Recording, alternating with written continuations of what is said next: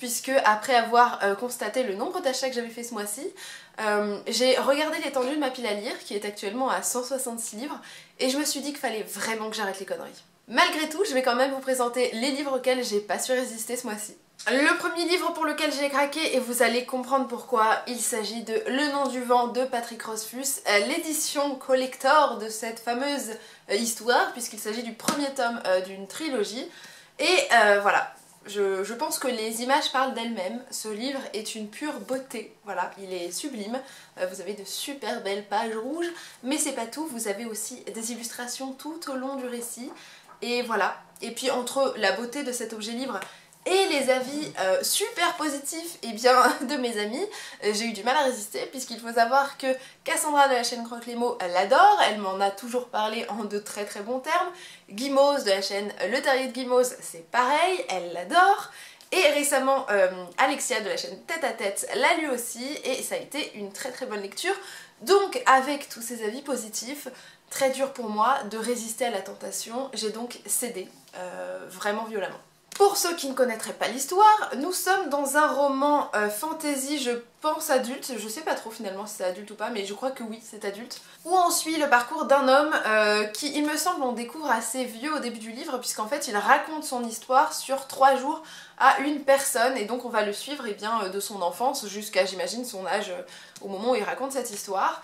Et tout ce que je sais, c'est que c'est une personne qui est devenue assez légendaire, ou qui en tout cas a participé à la construction et à la naissance de certaines légendes par rapport à son parcours qui apparemment a été épique. Voilà, j'en sais pas beaucoup plus, mais j'ai très très hâte de me plonger là-dedans. Parce que déjà il a de très bons échos, ensuite il me fait envie et c'est une véritable beauté. Même si clairement il va me péter les bras parce que c'est une belle bricasse. Voilà, parce qu'il fait 700 pages ici, enfin un petit peu plus de 700 pages, je crois que c'est bien 800 pour la version française qui est d'ailleurs traduite, hein, donc n'ayez crainte. Je sais pas quand je vais le lire, c'est sûr que ce sera cette année, mais on verra quand est-ce que j'aurai envie de me casser les poignets. Et pour les illustrations, voici celles qu'on peut trouver un petit peu au début de l'histoire, donc je pense pas spoiler. Ou encore celle-ci, j'imagine que c'est le narrateur d'ailleurs, mais peut-être pas du tout. Et vous en avez tout au long de ce petit récit, enfin un gros récit, j'ai hâte de le lire. Dans le cadre du club de lecture Une chambre à nous, j'ai aussi acheté L'œil le plus bleu de Toni Morrison, qui est un roman qui date un petit peu d'ailleurs, qui fait à peu près 200 pages mais qui est assez dense, puisqu'au niveau de l'histoire, il y a quand même un gros trigger warning, hein, on aborde quand même des thématiques comme le viol ou l'inceste, hein, donc clairement on n'est pas dans une histoire hyper joyeuse. Et on suit en fait le quotidien de 2 jeunes filles noires, enfin même 2 enfants je crois au début, dans les années 40, qui en fait idéalisent les beautés blanches, c'est pour ça que c'est L'œil le plus bleu aussi. Et c'est l'occasion d'aborder la question du racisme, mais pas que, puisqu'on a aussi la condition et l'image des femmes, et du coup je pense que ça va être une lecture qui clairement va remuer. C'est le premier roman de Toni Morrison, moi j'avais lu Soula quand j'étais au lycée, qui était déjà assez dense hein, quand même. Donc j'ai hâte de voir ce que ça raconte, même si clairement je sais que ça va être une lecture qui va remuer. Dans un genre qui n'a absolument rien à voir, il y a ensuite Les Disparus du clair de lune de Christelle Dabos, qui m'a été offert pour Noël, enfin un petit peu en retard mais qui m'a été offert pour Noël. J'ai très hâte de le découvrir parce que clairement j'avais beaucoup aimé le premier tome que j'ai lu lors du dernier Cold Winter Challenge, donc il y a 1 an maintenant. On m'a aussi dit que beaucoup de gens avaient préféré le 2e tome pour les personnes qui avaient un petit peu eu du mal avec le côté un petit peu long du premier, qui personnellement m'a pas du tout dérangé. Donc j'ai très hâte de voir jusqu'où va s'étendre cet univers, puisqu'il m'avait beaucoup plu dans le premier tome. Quelles sont les nouvelles surprises que je vais avoir, quelles sont les nouvelles découvertes que je vais faire, et si ce sera toujours aussi agréable à lire. On continue d'enchaîner sur des livres qui n'ont rien à voir les uns avec les autres, puisqu'on passe à Ragdoll de Daniel Cole, qui m'a été offert par ma meilleure amie pour Noël, et il s'agit d'un bon vieux thriller comme je les aime, puisque en fait vous suivez, je sais pas si on suit une enquête directement mais je crois que oui, et en fait les personnes qui vont enquêter sur cette nouvelle affaire vont assister à une série de meurtres assez atroces, puisque globalement ils vont retrouver un cadavre, seulement voilà, il n'est pas classique on va dire, puisqu'en fait il ne s'agit pas d'une seule personne.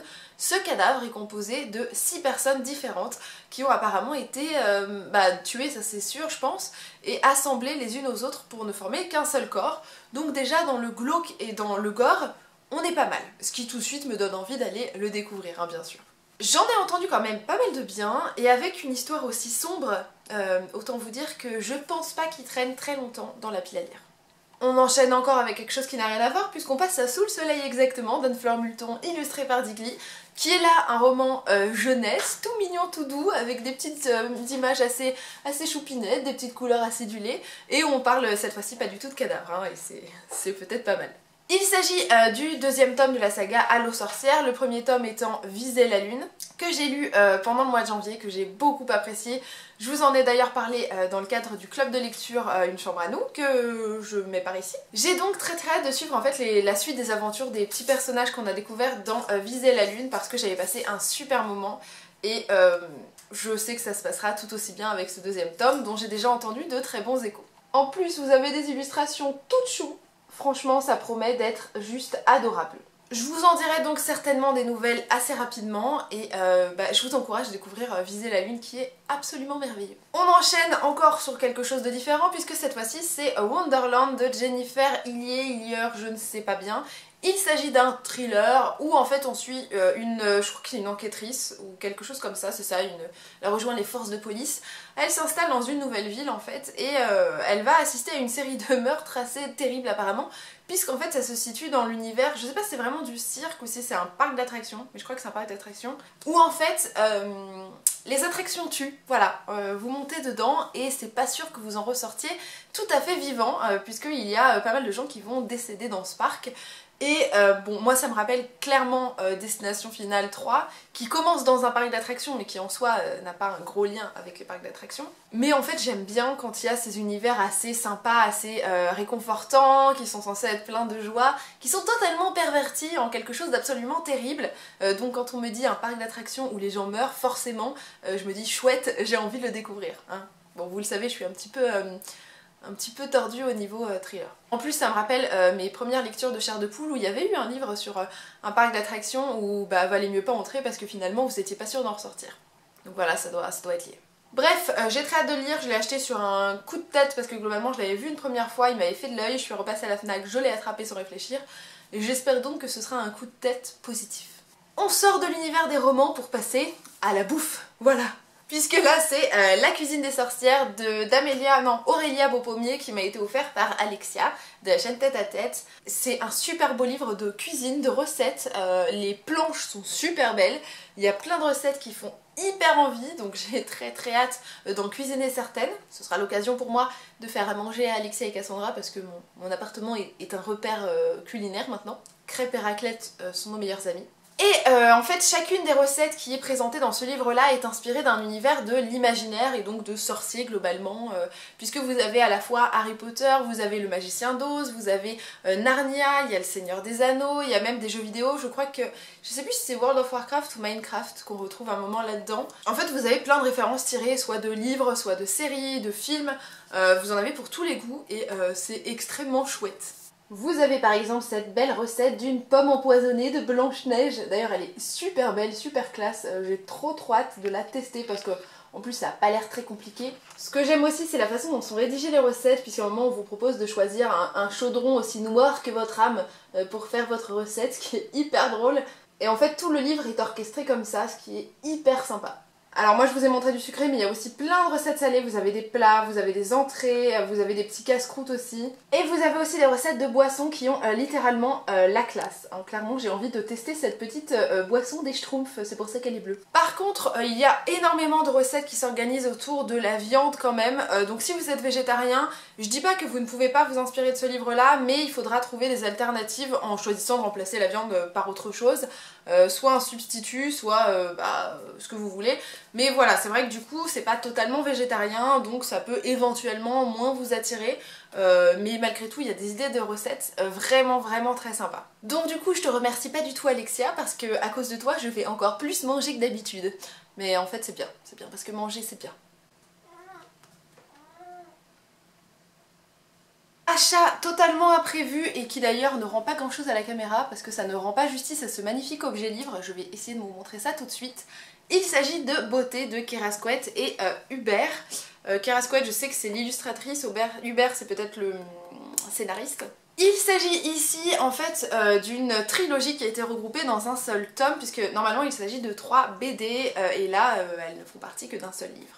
On suit en fait dans cette histoire un conte assez loufoque, d'ailleurs qui est inspiré d'un conte que j'avais déjà entendu, je ne sais plus où d'ailleurs, puisqu'en fait on suit le parcours d'une jeune fille qui s'appelle Moru en fait dans l'histoire, et qui est décrite comme très laide, qui finalement n'intéresse pas tellement les gens, sauf qu'un jour elle va libérer totalement par hasard, je sais plus si c'est une sorcière, mais elle va libérer une personne d'un sortilège dont elle était prisonnière, et comme cadeau on va lui apporter la beauté, donc elle va s'appeler Beauté et plus Moru. Et en fait cette beauté est tellement ravageuse qu'elle va entraîner et susciter l'adoration de tous les hommes, et elle va renverser presque des royaumes. Et voilà, elle va accéder à techniquement un destin qu'elle n'aurait pas pu avoir avant sans cette fameuse beauté. Et ça va pas forcément être un cadeau. J'ai vu de très bons avis sur cette trilogie-là, donc c'est pour ça que j'ai craqué. Mais pas seulement, les dessins sont hyper beaux. D'ailleurs, il y a des choses qui ressemblent presque, pas forcément à des estampes japonaises, mais c'est un petit peu l'idée parfois. C'est hyper beau et je vais vous montrer ça tout de suite. Alors là, on arrive à le voir un petit peu, mais vous avez un petit jeu de surimpression, de lumière en fait qui est fait sur ce livre-là, puisque vous avez plein de petits pointillés en fait qui donnent voilà, cette superbe image en fait à cette BD. D'ailleurs pareil, la couleur réelle se situe plutôt au niveau de mes doigts, je sais pas si vous voyez, c'est un petit peu surligné, c'est la réelle couleur en fait de ce livre. Donc déjà, c'est un super bel objet livre, la tranche est super belle puisqu'en fait elle reprend les dessins de cette histoire. Et la particularité en fait de cette intégrale, c'est que toutes les planches sont en bichromie, vous avez donc 2 couleurs, mais ça donne vraiment un charme énorme à ce récit-là, c'est hyper beau, je vous montre ça. Voilà, globalement vous avez donc un jeu de couleurs entre un espèce de doré et un bleu noir à peu près, c'est hyper beau. Et vous avez aussi des planches énormes comme celle-ci qui viennent en fait introduire chacun des différents tomes qui sont présents dans cette intégrale.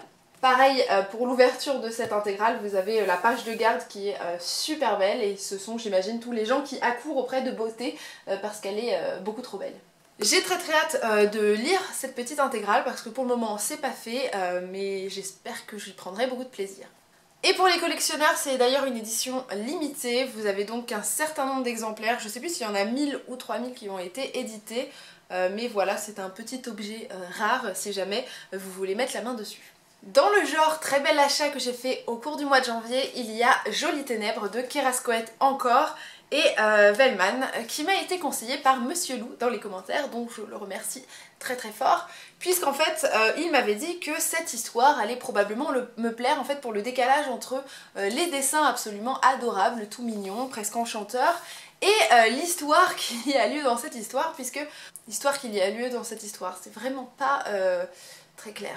Donc je vous disais, finalement il y a un contraste entre ces petits dessins et l'histoire, puisque en fait ces petits personnages évoluent dans un corps, et le corps d'une petite fille morte apparemment, donc tout de suite ça pose le décor et ça donne le ton. Parce que voilà ce à quoi vous êtes confrontés assez rapidement dans le livre, hein, puisqu'il s'agit globalement de quelques pages après la page de garde.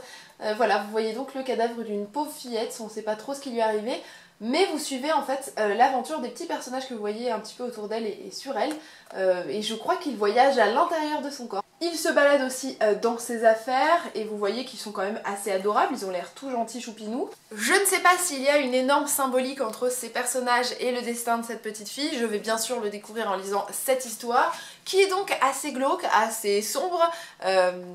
Si vous avez le cœur un peu sensible, j'imagine que c'est pas forcément celle qu'il vous faudra.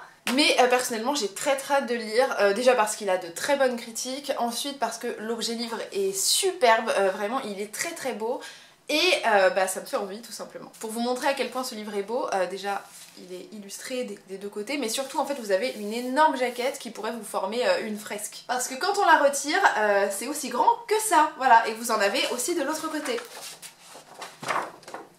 Hop, et ça vous forme en fait vraiment une petite histoire, et c'est hyper beau. Vous avez donc un livre en hardback avec une petite illustration aussi sur le devant.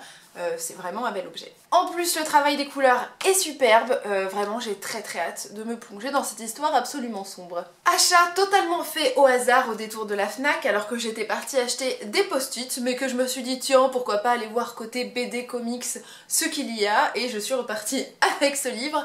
Bah voilà, j'avais pas prévu et je suis quand même contente de l'avoir pris parce qu'il a l'air assez chouette. Il s'agit donc d'une BD qui s'appelle La valise de Gabriel Almaric, Morgan Schmitz, Giordano et Diane Ranville. Je n'avais jamais entendu parler de cette histoire, mais autant vous dire que la couverture m'a alpaguée immédiatement. Parce que déjà j'adore les couleurs, j'adore le fait que ce soit un petit peu sombre, et vous avez ce petit côté un peu art déco qui m'a plu tout de suite parce que j'adore cette esthétique. Et quand j'ai fouillé dans ce récit-là, que j'ai regardé les planches, et bien autant vous dire que ça a continué puisque c'est très beau. Ceci est la toute première planche que l'on voit et j'ai adhéré tout de suite. Et ça s'est confirmé avec la suite en feuilletant un petit peu. J'adore le jeu de couleurs, je le trouve hyper réussi. J'adore le dessin en fait, la façon dont il est fait. J'avais jamais trop lu quelque chose de similaire. Je sais pas, je trouve ça hyper léché, hyper beau, hyper classe. Je trouve que le dessin est super élégant et voilà, ça m'a alpagué tout de suite. Vous avez aussi le dos qui est super attirant clairement. Voilà. Alors pour l'histoire, on est en fait dans une espèce de dystopie, j'ai l'impression un petit peu, en tout cas un univers assez peu sympathique puisque vous avez un despote globalement qui a édité des lois et les gens sont obligés de les respecter parce que globalement s'ils ne le font pas, ils meurent. Voilà. Et en fait vous avez une ville qui a une espèce d'énorme clôture en fait qu'on ne peut pas franchir. Vous avez des murs géants, enfin une enceinte absolument terrifiante. Et si vous essayez de vous échapper, bah voilà, on vous tue. Et au début de l'histoire, en fait, vous suivez cette dame, en fait, qui va permettre à 3 personnes de s'échapper de ce lieu absolument terrible grâce à cette valise. Et donc, j'imagine que cette valise est un petit peu magique, hein, puisque clairement, ça tire entre la dystopie et le fantastique. J'imagine que cette valise a un gros rôle à jouer dans cette histoire. J'ai hâte de savoir exactement lequel, même si au début, j'ai vu ce qu'elle permettait de faire. Accrochant déjà au début de l'histoire que j'ai un peu feuilleté et au dessin, je pense que je vais passer un très bon moment, en tout cas ça promet. Je ne sais pas s'il s'agit d'un premier tome ou s'il y a seulement cette histoire toute seule, je vous en dirai plus quand ce sera lu. Et dernier achat de ce mois, ce qui est déjà pas mal, il s'agit de Parole d'honneur de Leila Slimani et de Laetitia Corinne, voilà, je ne sais pas. Il s'agit en fait d'un roman graphique que j'avais vu sur la chaîne d'Axel, de la parenthèse d'Axel, dans le cas du Feminibooks, et ça m'avait clairement tapé dans l'œil. Je m'étais dit qu'il fallait que je le lise, surtout que j'avais aimé Leila Slimani avec quelque chose qui n'a rien à voir puisqu'il s'agissait de chansons douces. Là en fait, c'est un roman graphique qui fait suite un petit peu à l'un des livres de Leila Slimani. En fait, elle avait interrogé pas mal de femmes au Maroc et en fait, ça lui a donné envie de faire un roman graphique sur la sexualité des femmes au Maroc et à quel point il pouvait y avoir des tabous sur leur sexualité alors que techniquement elles sont libres de faire ce qu'elles veulent et qu'en fait c'est pas si facile de s'assumer à ce niveau-là. Elle a donc en fait interrogé plusieurs femmes au cours de, je crois, l'été 2015, ouais c'est ça. Et donc chacune lui ont raconté leur parcours, leurs difficultés éventuelles et voilà, leur vécu tout simplement. Et cette fois-ci, en fait vous découvrez le parcours de plusieurs femmes à travers différents chapitres, qui j'imagine permettent d'aborder certaines thématiques. Pour le dessin, voilà comment ça se situe. C'est pas forcément le dessin auquel moi j'adhérerais le plus facilement, mais clairement j'y vais aussi pour la découverte au niveau des thématiques qui seront évoquées. Voilà, même si le dessin n'est pas forcément vraiment celui auquel j'accroche le plus, ça me dérangera pas je pense. J'en ai aussi lu de très bons échos, j'ai hâte de voir ce que ça recèle, même si récemment j'ai lu La Belle et la Meute qui est aussi appelée Coupable d'avoir été violée, ça vous donne le ton, qui je pense va révéler des thématiques un peu similaires avec voilà, la place des femmes qui n'ont pas forcément, disons, dans la réalité les droits qu'elles ont au niveau de la loi.